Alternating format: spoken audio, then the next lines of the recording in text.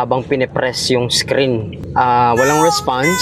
Cable, tinirahan ng langgam. Isang kliyente natin dito sa Tanza, Cavite, nagpadala siya ng video message habang pinipress yung screen nitong inverter.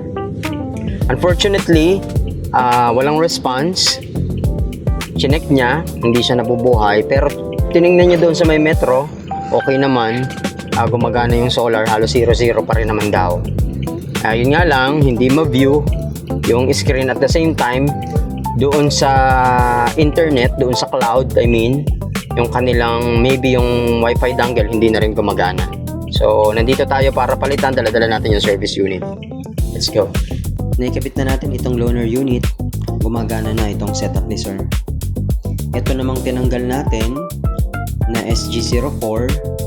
Dadali natin ito sa service center for repair. Kapag okay na, ibabalik natin. So, habang nire-repair ito, continuously nagagamit pa rin ni sir yung kanyang setup. Hindi ito tumitigil.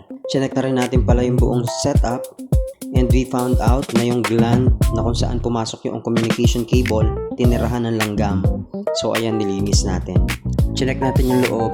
Okay naman, wala namang na-damage, wala namang pumasok na langgam. Pagbito na natin ito. Pero hindi natin ito titigilan. Hindi lang sa solar nag-invest ang ating mga kliyente, pati sa peace of mind. Uwi na tayo. Non-stop ang ulan. Ingat!